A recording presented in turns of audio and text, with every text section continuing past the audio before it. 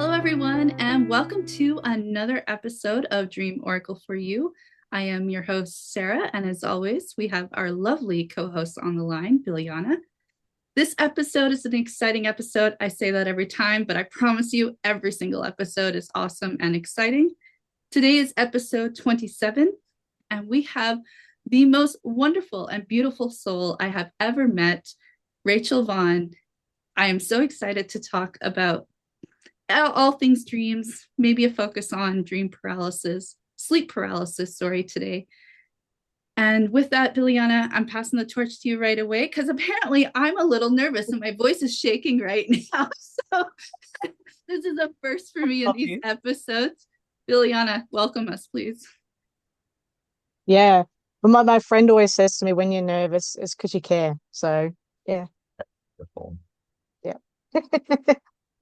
And I always say, like, I'm excited for every episode, but it's because I think everyone that we ask to come on, we just resonate with and we connect with so much. We want to hear what they have to say, but also we want to help share what you guys want to share with the world as well. Not just about dreams, but like who you are as a person, and just to share your love and your light and everything with everyone. So yeah, pretty excited about this episode, and we actually all know each other already. So yeah, when we met you through Lay Love Down, so that's about ley lines, learning about different energies of the earth, and it's been quite an awesome experience to get to know you and Ben as well, and yeah, just connecting with each other. So super excited to talk about something a little bit different, but also it's all related. So if you want to introduce yourself any way you like. Okay, beautiful. Well, thank you very much for having me on. And obviously, I'm indebted to both of you because you've come on board with Lay Love Down and you've really stepped up, both of you. You've done a lot of work. So, Sarah, you do a lot of the guided meditations and other work in the background. And Billy, you've been amazing because you do a heap of work as well. And we're doing a knowledge transfer interviews together, although I keep taking over and just stealing your questions. So I won't be doing that too much in the future, I promise.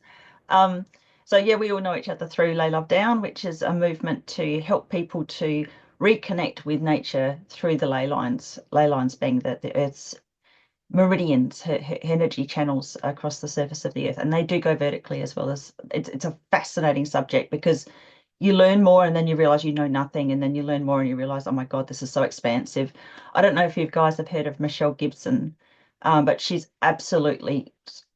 just wise beyond belief, and her website's like a library. I mean, you go in there and you just get overwhelmed. You think, I want to watch everything that she's produced here, but I just don't know how I've got to find time to do it all. And she's coming on also for a knowledge transfer session in the future, which is fantastic. I mean, we could talk to her for like 12 hours and it still would be a tiny fraction of what she knows. So um I'm interested in ley lines predominantly because I was used in how do I use, I've got to be careful with YouTube, don't I? In ceremonial processes that were very dark as a child. And I was used, as many children are in these ceremonial processes, as like a conduit, is the only way to describe it. And the adults around me were doing really dumb things, really dangerous things, too scared to do it themselves or inept psychically to do it themselves. So they would use children like myself to do those things because we were considered disposable. Through that process, I have this connection to the other side. So it's a multidimensional understanding of the world. And that's just, just how my life has been. So it's not something I've studied, it's just how it's been. And through that process, I came to an understanding of these ceremonies taking place in very important places in the crossing point of ley lines, which are portal spaces. Some people call them vortexes, some people call them nodes. Also, when you are exposed to very dark entities from a very young age, and a lot of children are aware of these things. This is the disturbing factor, but they don't have adults around them to explain it to them because they get told that they're crazy, or they can't talk about that because people will think they're crazy, or they might think that their parents are crazy. So the parents are like, don't embarrass me. So, a lot of children have to deal with all of these esoteric experiences with no one to help them, which is just horrible. And then the veil will often descend and they'll forget those things. But one thing, when you have this connection and you've communicated with these dark entities, you have an understanding that they're real. And so the reason why I thought it would be good to talk about sleep paralysis today is because 3/4 of people who experience it believe that it's a malevolent um, force, energy, or demonic entity in the room with them when it occurs. So 75% of people who have this experience believe it's a malevolent entity doing it to them. Now, that's a lot. That's not 5 or 10% being delusional, having an hallucination. That is across the board, 75% saying something was doing it to them that was otherworldly. So this is a big topic, and I think a lot of people really need to talk about it. Because I do work as a psychic and have done for like 21 years, I've had so many people come to me over the years saying, I'm having these experiences. What are they? How do I protect myself? There are things called succubi. So succubus, which is a female demon that will come and have relations with a human, a male human, and still life energy that way. And I've known multiple clients who've had that experience. Some didn't realize it was evil. They thought they were having a wonderful experience. It's like, oh my God, you gotta be so careful. Um, and I know a lot of women who've had the male equivalent. They've been uh, what would I call it? Violated. Gotta use the right terminology on YouTube. So this is why I wanted to talk about this today, to try and sort of help people that go through this experience, because it's probably one of the worst. Well, it's not really a dream experience. It's coming out of the REM state, out of a dreams experience. It's pretty horrific for people. I think it's important to talk about. Yeah, wow. Yeah, I mentioned to my mum that we were going to talk about this on the episode, and she said straight away, I've experienced it. Like she Oh, just wow. felt like, yeah, and I've experienced it myself. So Okay. yeah, it seems like a lot of people do experience it. So yeah, 40% of people, 40% of people have a paralysis sort of dream state experience. So 40% of people, and 75% of that 40% believe it's a demon. That's big. It's huge. I that's mean, crazy. yeah, Yeah. I don't even know where we start with this. um, yeah, do you have a question, Biljana? I'm just digesting the information right now and where we want to go with this because there's so many angles. Because with it being, I know I said Biljana ask a question and then I jump in and start talking, but with the concept of it being a malevolent entity or malevolent being, for that to be, when you're in a paralyzed state, but I personally feel like I've experienced while I'm like kind of lucid and dreaming as well. So it'd be interesting to, you know if the malevolent being is actually in the room with you, or are they just accessing you through a dream state kind of thing that makes it seem like they're in the room, or all of the above. And that's a really good point too. So when we're in a dream state, we're in a multidimensional state, so we can be in many dimensions at once. And look, I love using cats as an analogy, because cats are half in and half out, and they sleep a lot. It's not because they're lazy, it's because they're off doing work elsewhere. And a lot of cats are wonderful because I know they've got the negative, they kill things, but they've got the positive in that they can roam. A stray cat can find you. That will often be a spirit being that's in a cat form to be part of your soul protection in this lifetime. So they come to protect. Cats have been revered in many, many ancient cultures, not least of all Egyptian, because they're protective. And I teach in my course that, when a cat climbs the walls and you can't see what they're chasing, if there's no insect or lizard or a laser light or whatever that they're supposed to be chasing and you can't see it, they're probably trying to capture a dark entity in their auric system. And then often they'll want to leave the house desperately because they want to take it out, because they don't want them in their house either. That's their territory also. And this is what cats are known for. So cats are half in, half out. When we go into a sleep state, our soul goes off on journeys. And it's a pretty weird thing when you think about it. We're awake for 16 hours of the day, and the other 8 hours we're off asleep. What a bizarre paradigm. Why would you come and incarnate if a third of the time you're going to be asleep? Well, it's because it's really important for the soul not to be stuck in a physical presentation all the time, because we'd go mad. because being in a physical reality is really hard for an infinite soul, very, very difficult to process and deal with. So we get respite, we get to go off and do our stuff, and then we come back in. But in that process, obviously, there's doorways that you have to cross, and there's entities that you have to deal with. And so I think one way of looking at it would be that these entities wait for when we're vulnerable going back into the body, and then they strike and try to steal energy. There are a lot of entities on this planet, a lot less than there used to be, thankfully, because we've come into permanent harmony time of the ley lines, which means that the frequency is very, very high here on Earth now, higher than it's been previously. And the dark entities that would normally stick around after an incarnation, that didn't want to go to hell, who don't get sucked up by what I call rushes that sort of force them to go back to the dimension that they belong in, they'll stick around and they will jump on people, and they will just basically sucker from the life force of living entities. It's part of the parasitic thing that we've got going on as well. There's other things on the planet that are parasitic that also work in conjunction, or that there's a way that they all work together. Yeah, it's all very complicated, but that I think these entities are going to be sloughed off the earth pretty soon. They're not going to be able to hang around too much longer, and they certainly won't be in the proportions that they have been. Mm. Yeah, no, definitely. So Yeah. like energy vampires are one Yeah, thing to call them, I guess. attachments. Yeah, Yeah. yeah. Yeah. The sorts of things that when people drink too much alcohol, spirits, they come in. Then they come in with addictive behaviors. So even if it's look, a lot of people I think that suffer from OCD, those sort of obsessive compulsive disorders, can also have attachments. So it's not always the case, but it can be. There's a wonderful man called Jerry Marzinski who talks about the true essence of what schizophrenia is. Schizophrenia being a supposed psychiatric disorder where people have hallucinations. Well, no, they're just really psychic, and they've got entities attacking them. And Jerry is a psychiatrist and was able to prove that actually, feeding them with antipsychotics doesn't help, because you're not getting rid of the entity. You're just making it more difficult for the entity to communicate with the person. Yeah, that's a whole field that really needs to be fully looked into. Psychiatry's got a lot to answer for in the fact that it does a lot of damage. Yeah.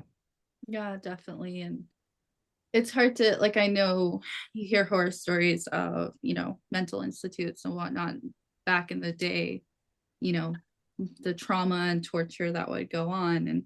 But I can't help but think the pharmaceuticals are just doing it in a different way these days. So yeah. But they've got an experimental population that they can do whatever they like to. And if the person doesn't like it, in a straitjacket, there's all sorts of horrific mind control techniques that they use. And they can just keep pumping these drugs into these people. And what they really want is a mind controlled slave. So mental asylums are just experimentation facilities, in my opinion. It's not about helping people. Mm. Yeah. Yeah. I agree. I was going to ask, like, have you had experiences with sleep paralysis? And if you have, like, have you got any advice or like ways to help with that? Well, it's interesting. When I was looking this up, so I had some basic statistics to share. One of the things that I picked up was apparently not supposed to be able to scream in your sleep, but I can do that really well. And I've, had a partner that drove him crazy, poor thing, and I'd wake up to him saying, you're screaming. Um, so I've had the experience of being stuck and not being able to move.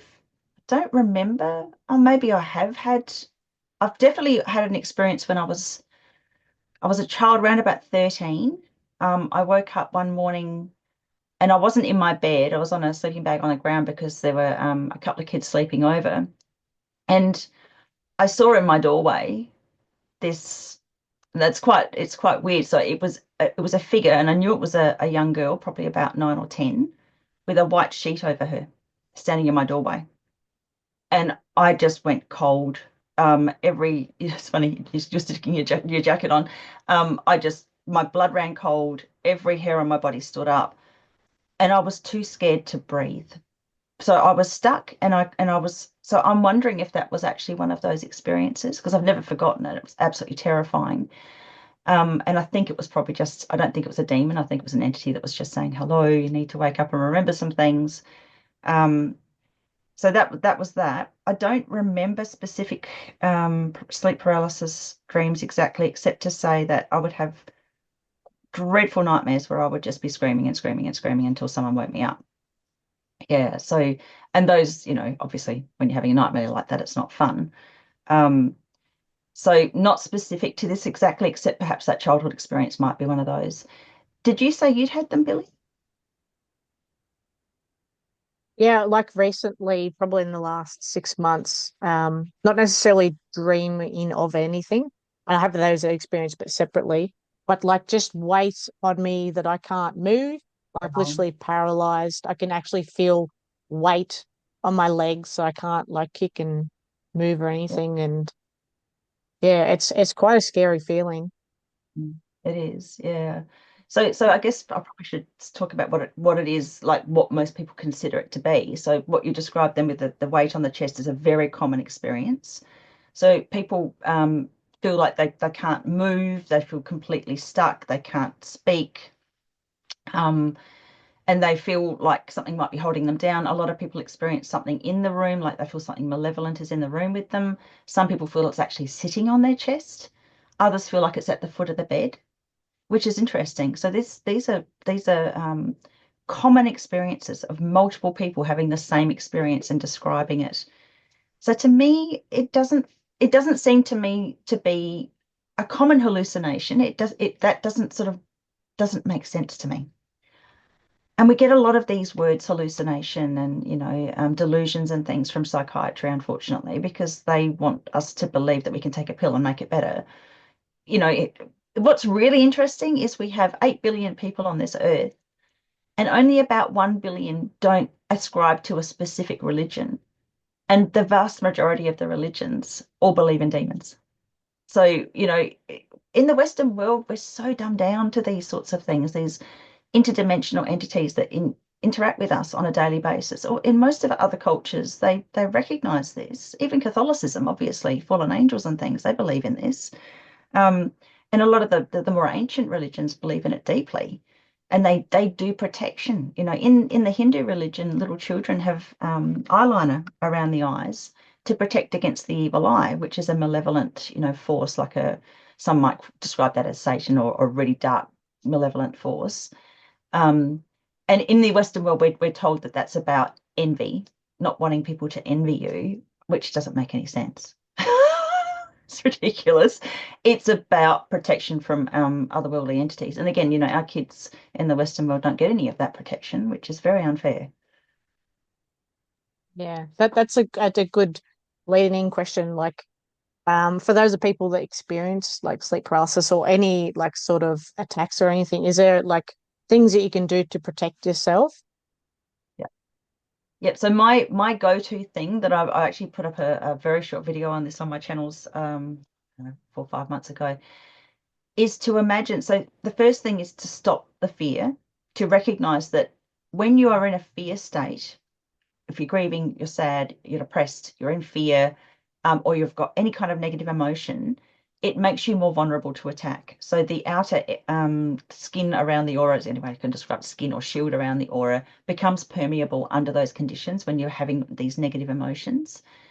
So the first thing to do is to think, aha, it's happening. I am going to take control of this situation. I am not going to feel fear. I'm going to stop the fear.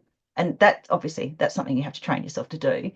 And then focus on producing. So our heart chakras are incredibly powerful, and we can expand them out massively. I mean, the studies on that have been absolutely amazing through curling photography and other ways of measuring the heart chakra as it expands. The idea that I would suggest is imagining a gold light coming out from the heart chakra and expanding out. And as soon as it touches this entity, the entity disintegrates. Now, it's not about the light actually doing that, although it is, because everything is frequency. We're all frequency. It's about your intent. If your intent is to Yeah. say, you cannot touch me and you're going, and I would also suggest imagining that entity going to a hellish realm or back to source, whichever, it's your choice. You're the one being attacked, so you get to choose which way you want it to go. It's kindest to send them back to source because then they can start again and maybe they'll choose altruism next time. You never know. Might be lucky. So take control. That's So our greatest tool, our greatest power in any lifetime is our intent. So if our intent is not to be attacked, we can live a pretty easy life. Same with this sort of thing. If anything tries to attack you, when we're having a living experience, we're actually a lot more powerful than we realize. So that would be my suggestion. Also, 432 music, they cannot stand those frequencies, 528 hertz, 432 hertz music. Play that in the background. If this is something that happens to you on a regular basis, have music at that frequency playing softly in the background when you're sleeping. That can also ward them off. And also Yeah. help you. Yeah, that's fantastic. 100%. Yeah. Yeah. That's Yeah. But you fantastic. Yeah. want to make sure when you source that music, you want to make sure that if you're getting it off the internet, you just want to make sure you listen to it first, just in case there's any kind of subliminal stuff going on in the background. So you just don't know Mm. anything you find on the internet might be a bit dodgy. So go for one that's got a lot of views or that's been recommended. We'll have to have just the Yeah. non-lyric version of Lay Love Down. Exactly. There you go. Yes. Yeah. Perfect. Or I Time just to want to say Rise, one thing and sorry. then yeah. I'll say one thing and then Sarah, you can I won't hog. But the interview we did with Dale, and he just says, like when he wakes up in the morning, he just says, I'm infinite. So I started doing that and also saying I choose my own reality. And then after that, then I start with, what I want specifically in my life. And that I found that has helped if I've had a bad dream or if I'm just anxious about something. So even just making it really simple, I can control my own reality. I can control my own feelings, and that can help, Yeah. alleviate some fear. Yeah, without even trying to understand everything. Yeah. Yeah, Well done, Billy. So that's leading with intent as well, right? Yeah, yeah. Um, yep. Yeah. so I do this where the guest is talking and I'll write down like two words and I'm like, oh yeah, I'll remember what that question is later. And so now I'm looking at level of awareness is what I had written down. So now I have to formulate this question. Um, it's when you're talking about um, the sleep paralysis being, it feels like you have weight being put on you and not being able to respond, but then you mentioned how you're able to actually scream out when you're dreaming and stuff. And for me personally, I think it was a number of years ago, like maybe 10 years ago. I think I did experience the sleep paralysis at least once because I remember the fear and not being able to move. And even when I woke up, it felt like I couldn't even open my eyes. Like they were just like still completely shut. But then, you know, fast forward to the last couple of years and, developing on a soul level and everything. And, you have those dark souls of the nights or whatever you want to call them and dealing with all of these things that come with you as you develop on a soul level. And I definitely have experienced darker things when I'm dreaming, just experiences you feel it physically on your body. I have felt where I felt like somebody was like pushing on my chest and holding me down, but it wasn't full on sleep paralysis. Like I was aware of it and I was able to use my mind to, um, you know, wake up and to let make it go away. So I was wondering if it's your level of awareness while you're sleeping. Like if you were to work on being more lucid, being more aware, more conscious while you're sleeping, if that's a way to not have sleep paralysis even be a thing. That's a great question. And I'd say that would be very, very likely. So lucid dreaming, and you probably talked about this many times on your podcast, but that's where you actually realize in your sleep that you're dreaming. And it's fantastic because then you can fly and you can Oh, it's be amazing, amazing. do all sorts of incredible things. But in your awareness, it's like it's real and you're having that real experience, but you're in a dream.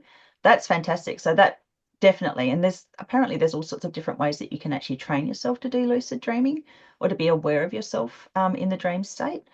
There's a lot of power in that as well. So if you want to manifest, if you can try and do that in a dream, you can certainly do it in your physical life if you can manage to do it then.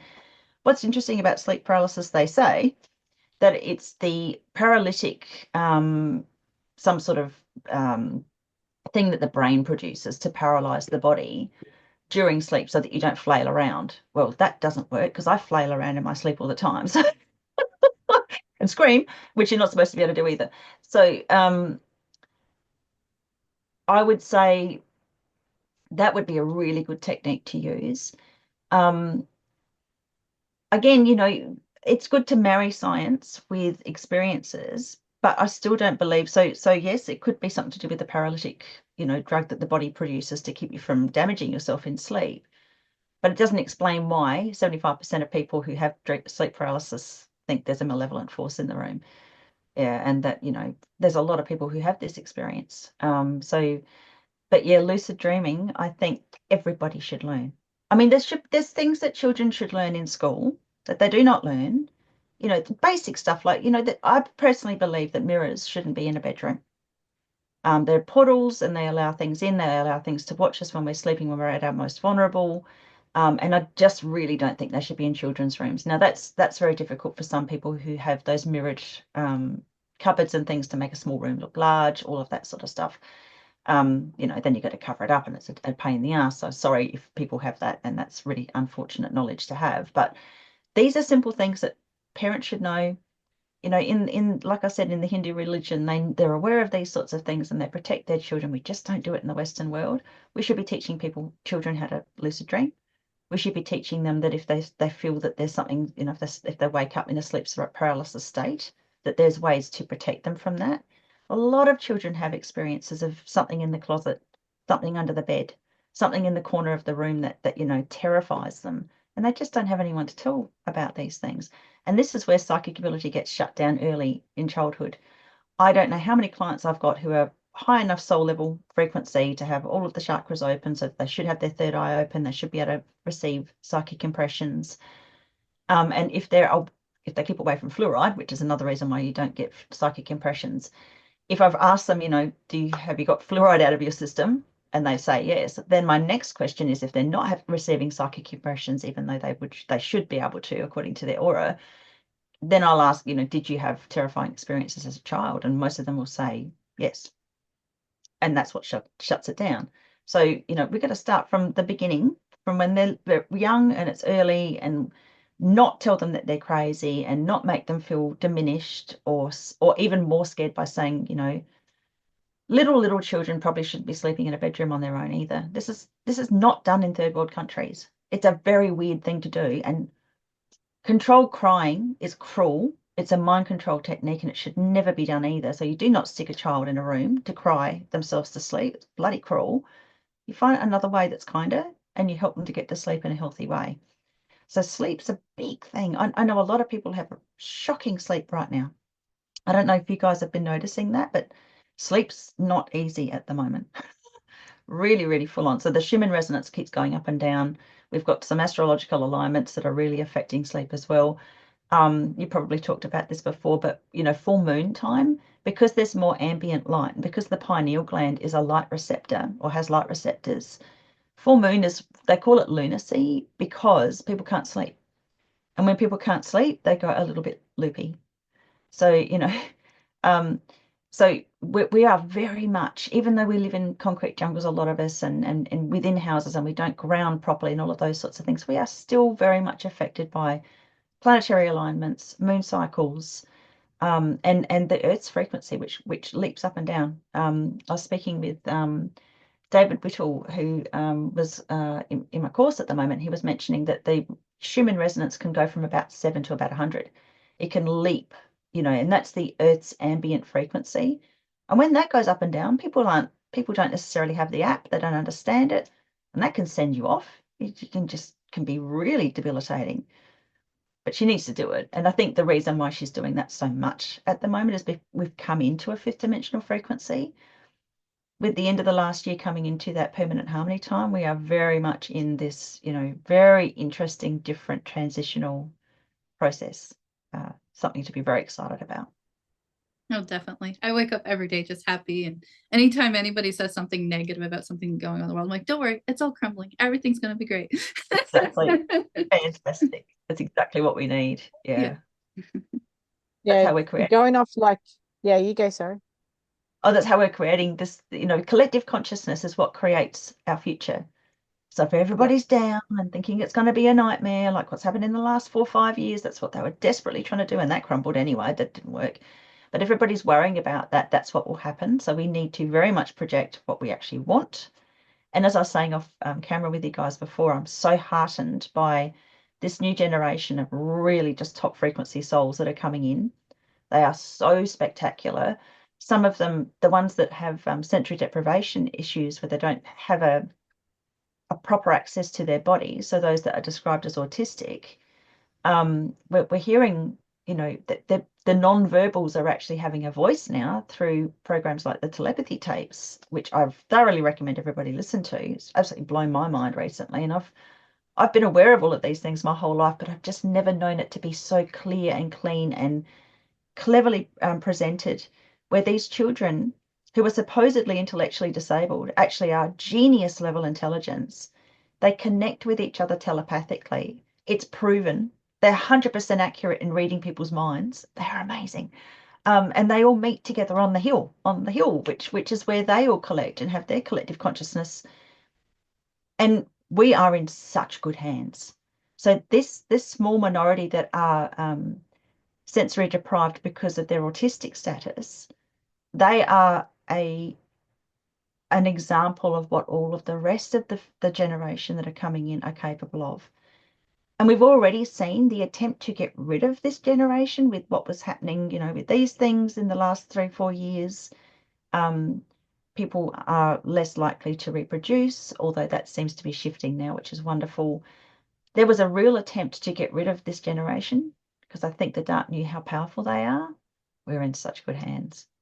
One day, Yeah. in the not too distant future, people will be reading auras to determine who can be a leader.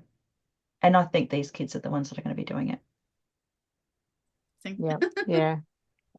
Yeah, So I cool. had my niece and nephew with me for the weekend, and I'm getting into crystals and just with the ley lines, just like recognizing different rocks and all that sort of stuff. Every time I go out, I just pick up a new one and just look at it and admire it, and then do a bit of research on it. And so I've been doing that with the kids, and they're like, "Wow, these are awesome!" And just looking at, kids' books on crystals and just teaching them about what's around them, and explaining to them that the rocks have got power, but you can put whatever intention and power you want into them, just a little bit of help. And they really take that on board, like at that age, 4 and 2, like they're listening. And that's what they're not getting at that age. Growing up, they're sent off Yes, to kinder. So they're missing all that valuable information from parents and people around them. that's And that's why really Sarah and fun. I we started writing a book about dreams for Oh, wow. children. Two books, So not Oh, one. we're really one of the two, Yeah. which it wow. could end up being a series, and maybe we can get some insights from you to, like, sharing psychic abilities and all these sorts of things. So it's Well, we it's so really important. We need to do that. 100%. And I'm so excited that you're doing that, guys. I can't imagine two people that I would feel safer with children learning these things from. So Oh, thank you. So we learned from Hayley Wallace the other day, she's a land healer, that the earth, the normal Schumann resonance of the normal resonance of the earth is around 7 hertz, but a clear quartz is 774,000 hertz. I think that was the number she gave us. So that tells you how Yeah. everything is frequency. Our soul's a frequency. We're having a human experience. Every cell is, as you go up in soul frequencies, every cell in the body has to learn to vibrate at a higher and higher and higher frequency. This is where you get all the toxins shaken out when you go up in levels, and you get skin problems and all sorts of interesting things happen. Can't tolerate toxins anymore, and you can't drink alcohol and all of those sorts of things. So with what you're teaching, I would engage with um, little ones know that fairies exist. And they do, because if you go out and you take photographs and ley lines, you will see all of these nature spirits showing themselves in humanoid apparitions or animal type apparitions. They desperately want to engage with us. Clint Walker explained, he's a wonderful man. He's Indigenous, and he does talks for Sky to Earth Academy and probably in many other areas. And he was talking about how country gets lonely for people. So we are supposed to be having this interaction with nature. So I would really engage with children's innate desire to connect with nature, the fact that they're aware of fairies, they know that they exist. Um, they're beautiful. Children and animals and the natural world get along really beautifully because animals work and birds and all of the creatures work out whether or not they want to interact with you depending on your frequency. If you're going to stomp on them, they won't show themselves to you, or they'll try not to. But children are innocent and they haven't been told yet, oh, that's dangerous, or you don't want to touch that, or that's icky and dirty. And so their frequency is usually open and curious. And so they'll have all these amazing interactions too with the natural world. So they're the ways that I would engage with them. Yeah, in those sorts of ways. And Yeah, yeah, crystals are fantastic. definitely. Crystals are conscious, Yeah, definitely. Oh, oh, 100%, a Yeah, 100%. I've had yeah, a real life experience with that recently. yeah. Don't know. Maybe that's for off the call sometime, so we can get back to dreams.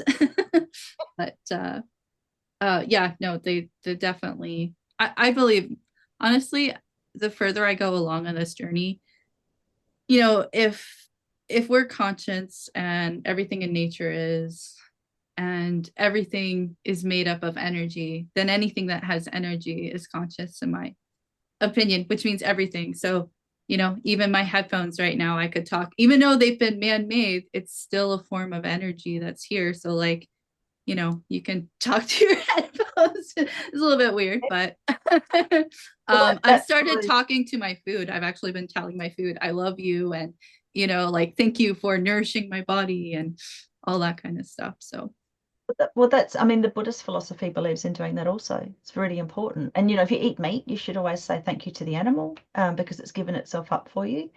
But before we had monotheistic religions where, you only follow one god or, one Buddha or whatever, we had polytheistic animism as a religion in most of the ancient cultures, which is where they see significance and spiritual um, communication from inanimate objects, rocks and supposedly inanimate things like trees, which obviously are alive and they communicate with one another. In fact, trees will feed one another in certain circumstances through the mycelium. If one tree cannot get enough sunlight, like trees of the same species will feed that tree through the root system and the mycelium underneath, and mycelium being a fungus. That shows intelligence. And the materialistic cult that's called science would say that that is self-preservation, because when you grow in a forest and one tree falls over, then you're more likely to get affected by wind. But I don't think so, because the trees don't feed the other trees that aren't of the same species. They feed the trees of the same species. So in most forest situations, the trees would be related. There'd be a mother trees that exceed, and so they'd be their siblings, and they all care about each other. So I think we need to be more conscious that these beautiful entities are very, very conscious of us. They've done amazing studies on things like tomatoes. Tomatoes know when someone's going to come up and start hacking into them from the studies that they've done, because they start to release volatile organic compounds before they get touched. So they have memory. Yeah. So I know we're supposed to be talking about dreams, but there's just so much to talk about. yeah, I know. It's great. Not enough time. You're going to have to come back on. So we'll talk about dreams now. One last thing on the consciousness, and then we'll switch back to dreams. But just like, I guess we can link it in with intent. If you live with intent, then it's absolutely amazing what you can do both in your waking life and your dream life. Um, I've been growing a lot of different um, herbs and flowers and plants that I want to get ready to put in my garden this summer. And one of the ones that I want to grow is echinacea, which is typically, you find it in a lot of different teas and stuff, has a lot of health benefits and whatnot. And I thought this will be a great plant. It's a perennial, so it'll keep coming back. But the seeds I have for it, on the package, it said that they needed to be cold stratified and that they wouldn't necessarily grow until they've gone through like a cold stratification process. But I planted them anyway. I'm like, well, we'll just give them a chance. And everything else started to pop up, and the echinacea hadn't popped up. And so this one day I just went with my intent and I just put my hand over every single tray of seedlings. And I'm like, I love you. You're going to grow big and strong. And, all of this. And 2 days later, 3 little echinacea seeds popped open. and they're like little seedlings now, and I'm just Beautiful. like super proud. Awesome. It's just beautiful. Yeah. Yeah. Yeah. Some people believe that, and you can't do this with store-bought seeds, but some people believe you should put, if you're going to eat the plants, you should put the seeds under your tongue before Mm. you plant them, because then the seeds will take on what your whatever you're missing, what you need, vitamins and minerals that you might be lacking, and then the plant will produce them.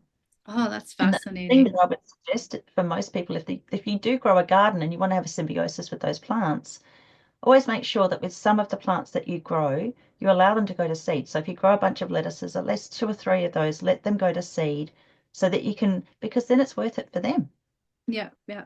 Think Yeah. about the whole process for them. I mean, obviously, ideally you grow perennials so you don't have to kill them off, but so many of the things that we eat just live short periods of time, and they give us so much. And it's so rewarding to harvest seeds. I did that last year. I planted like marigolds, and I it was funny. It was like a nice surprise because I thought there were like I didn't realize they had went to seed. I was just trying to pick off the dead little flower heads. And when I picked it off, it just little things went everywhere. And I'm like, I planted marigolds this year from seeds. Those look like the things I planted. Those are actually seeds. And so now I Yeah, have like a whole bunch of marigold seeds. nice, beautiful. Okay, Biljana, bring us Yeah, back. cool.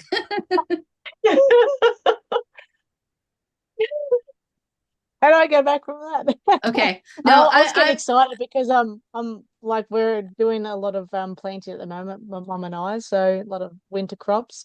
So I'm just getting excited. It's like all the seedlings popping up. So, I but have a I have a different angle to go for then. Um, yeah, so because we want to bring back, I guess, to sleep paralysis or at least to dreams. But I was wondering, if sleep paralysis is possibly a malevolent being or whatever that is influencing that, is that also what causes night terrors? Do you think there's any correlation between sleep paralysis and night terrors? Does night terrors turn into sleep paralysis at some point, or are they like individual situations but possibly caused by the same thing? I don't know, just throwing that out there. Well, and I have had the experience of having, a child, one of my children, having night terrors regularly. And there were times where it was very obviously an entity or entities that were actually harassing him. So I would say, yes, there's definitely a correlation there, particularly with repetitive night terrors.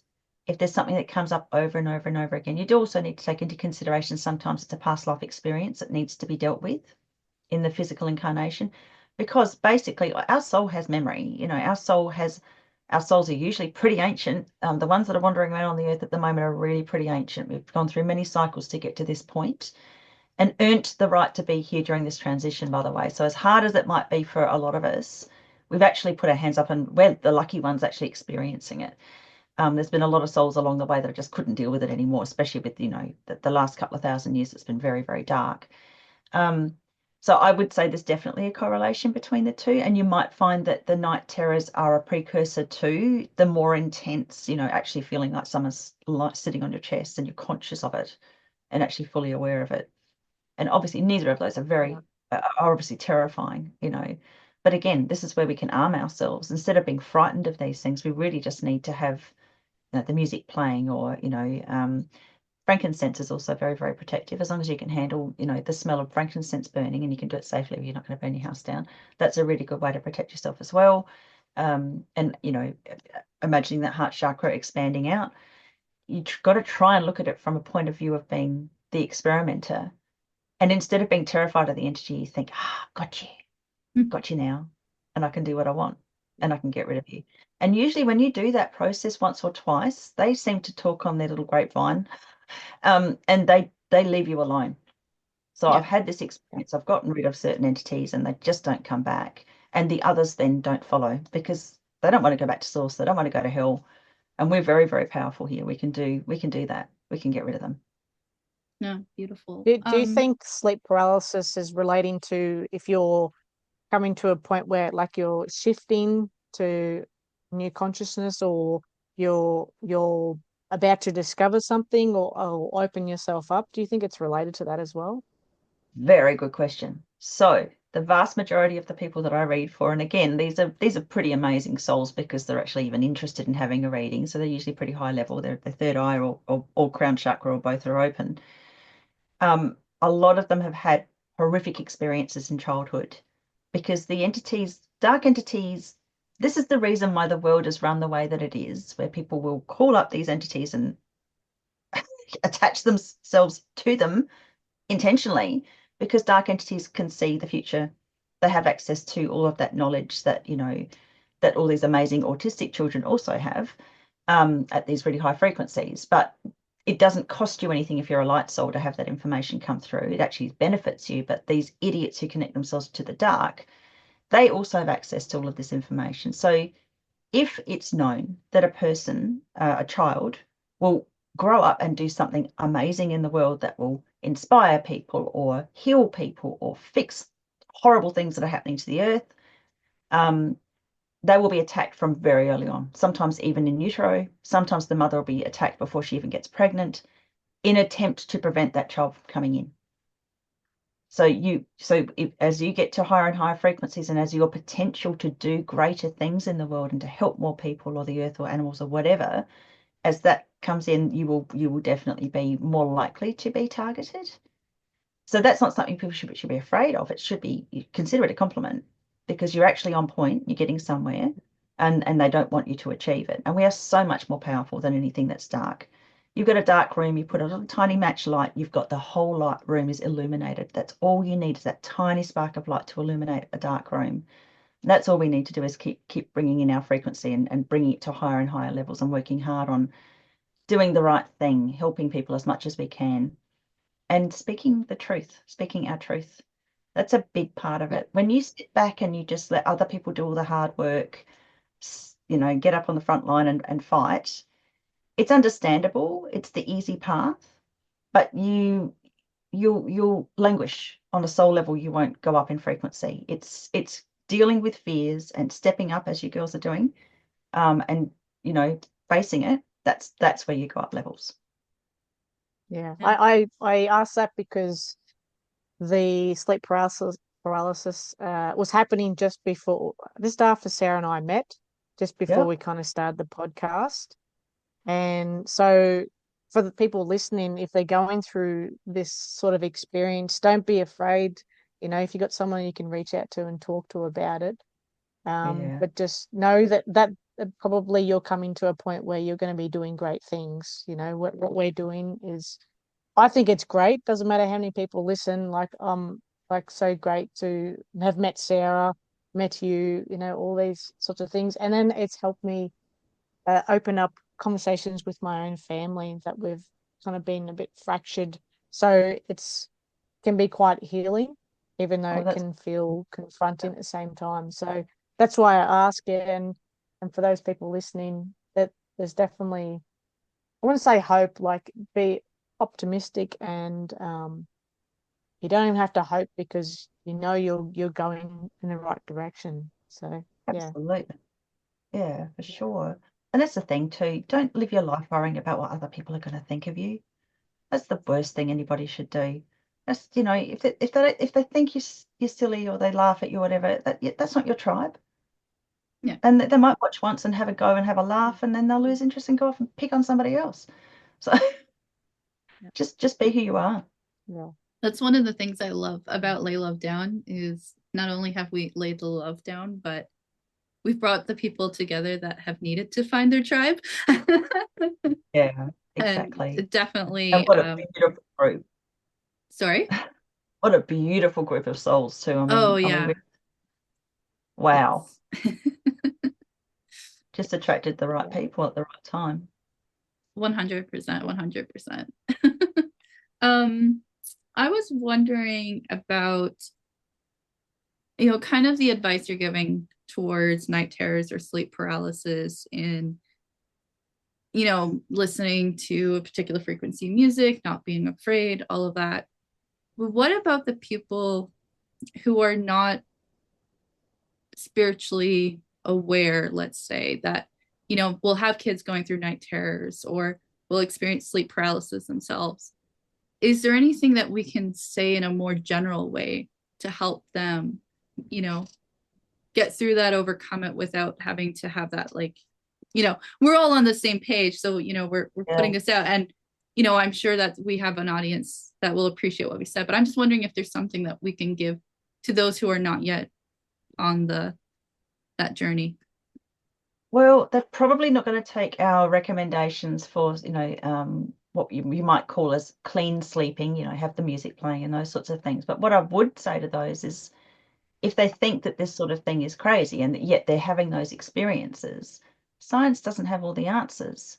And prior to science, we had, all these, esoteric, but like I mentioned before, polytheistic animism as these different forms of religion that believed in nature spirits and interactions with dark entities. That was the norm. Science, this cult of materialism, as I call science, really only began in the last, few hundred years, that it got really, really strong and really oppressive. So I would also, explain to those people if they ever listen to something like this that the term conspiracy theory, for instance, was coined by the CIA, and we're now learning because it's being exposed and it's being released that that's actually a CIA term, because that's basically for people who question anything the government says. So again, government, science, psychiatry, they're all hand in hand, and some organized religions, all hand in hand to take all the power away from us so that we will keep paying our taxes, doing jobs we can't stand, working for others, as we're little loosh factories to them. That's all we mean to them. So the frustrating thing is, for most people, they wouldn't listen to what we're saying anyway. However, the actual experience itself, unless they go down the pharmaceutical route and just, top up with, horrible things like diazepam and stuff like that, Valium, to help themselves sleep, which is not recommended. A whole raft of problems that come with that. They're going to have to deal with the issue. I would say that partly that might be part of their awakening experience. We have spirit guides that usually protect us from a lot of horrible things, unless it's going to be a life-changing experience that we need to have to get to a higher level, which unfortunately in this dimensional paradigm, trauma teaches us a lot more than our pleasant experiences, not something I'm fond of. So, we will have certain experiences. So those that don't believe in any of this, who are having that experience, who won't be helped by pharmaceuticals, they'll eventually have to come to some sort of understanding to stop it from happening. So the experience itself is the lesson. True. I could see that. I'm also now coming at it from a different angle because, in my sphere, the number of people that I could have this high level of conversation with is very small.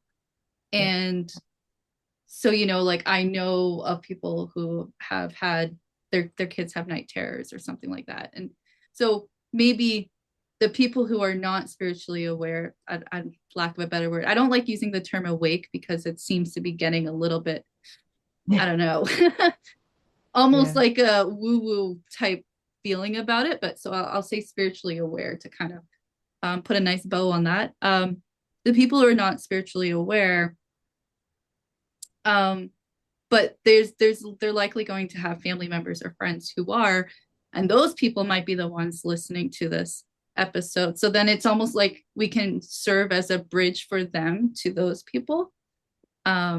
Yes. So I'm just kind of stating that, but I guess, is there something more we could do to help those who can help the ones that aren't yet there? You know what I mean? Well, I mean, so those people probably wouldn't even understand what 432 hertz and why it's a different frequency to 440, which most pop music is. So you could actually say to those people, having soothing music playing in the background. Most classical music is apparently at about 432 hertz. There's certain music that I wouldn't suggest people play in the background, but you could suggest to that person it's soothing. Soothing classical music in the background might help, and that might be something that they actually listen to. Yeah, no, Literally. Yeah. yeah, no, Yeah. that's Possibly suggesting like particular songs that is 4032 Yeah, yeah, 432. yeah, exactly. Yeah. Yeah. Yeah. no, cool. So yeah. Well, Mm. we're mindful of the time. Do you have any other questions, Sarah? I feel like I do, but because I could just talk dreams and especially to Rachel all night long Yeah, or all morning for you yeah. guys. But Yeah, yeah, yeah. um, Is there anything else, Rachel, that you would like to share with us? Maybe just an end message for people listening, yeah, Yeah. and how people can find you as well. Okay. Yep. So just on an ending note, again, never doubt your power, particularly when it comes to anything that's dark, that's trying to cause you any kind of grief. Um, Learning lucid dreaming techniques is brilliant. Maybe you guys could write a book on that. That'd be pretty cool. So learn those techniques if you can, and always recognize that, you are much more powerful than the dark. So any of this conversation that might have been a little bit frightening or a bit disarming or whatever, the takeaway is that we're sharing this information to empower people, not to make them feel frightened. If people want to find me, I'm obviously, I'm co-founder of Lay Love Down. So we've got all the wonderful socials that Billy takes really good care of and keeps uploading to. I'd suggest that people also do the 12-12 on a Thursday to connect in with the ley lines. Every Thursday, 12-12 in the afternoon, wherever you are in the world, connect in with whatever ley lines we're connecting with that week, or any ley line, or go to a water source, or imagine in your mind being in one of those spaces, pumping love and joy into the ley lines, because it's in the book of Revelations, that the last fight is over the ley lines. That is literally what we're going through now. We are re-establishing the light on this earth for the greatest good, with us taking over from the satanic age. We're going into a golden age. So that process is very, very helpful. And if they want to find me, under my name, Rachel Vaughan, I'm on YouTube, BitChute, LinkedIn, Twitter. I'm at Weasel8888. That's my handle. I'm also on Facebook under my name, and Insta. That's it. We'll have them all in the show notes anyway, so we'll be right. What if anyone wants to contact you personally for readings or anything like that? Or Oh, you so run courses as well? Yeah. yeah, for sure. Yeah, if they want to go through my website, so www.number6thscience.com. So sixth science, it's such a mouthful, but with the number, not the word, sixth science, all one word. And you can contact me through the contact. So even if you don't want to enroll for a course, you can go through the enrollment process just to send me an email. And if you want to ask for a reading, you can do that. I'm not really open for readings for the public, unless I get a really nice feel for the person, and then I'll do it, because I've got too many clients as it is, and I don't want to be too booked too far ahead. But my courses, 100%. I've got one coming. I'm doing one at the moment, and I've got one coming up in June and another one in August. So the June one's really good for the European time zone, and the one in August is good for the US time zone. Thank you. awesome. Yeah, lovely. Yeah, cool. Biljana, Go do you for it, have Sarah. anything on? Oh, I was going to say I'll close out, but do you have anything final on your heart, Biljana? Oh, it was just such a good chat, and always love chatting with Rachel and Sarah, of course. But yeah, it was a great topic. Something I've experienced, but I suppose I've never talked to anyone about it. And I didn't realize how common it is that people experience it because you don't Yeah, talk about it. So yeah, it was. So thank you for sharing that information, and I'll probably bring it up with a lot more people and just openly talk about it because yeah, you never know. yeah, So yeah. thank you. You're welcome. Thank you, Rachel, from the bottom of my heart, and just so happy that you came here to share your wonderful knowledge and wisdom with everybody. Thank you to all of our listeners today. Today was a fantastic episode. I would say it's an episode Biljana and I have been waiting for a long time, and where the conversation went, some of the things that we spoke about in particular with dark entities. That's something that we've been kind of easing our way into on the podcast. And so this was really our kind of gateway breakaway into that conversation. And I'm really happy that we got to do that with Rachel Vaughan today. To all of our listeners, this podcast doesn't happen without you listening. So thank you for listening. Thank you for being here. Thank you for all of your support. And remember, to take control of your life, you need to take control of your dreams. And so, for that, please just keep on dreaming.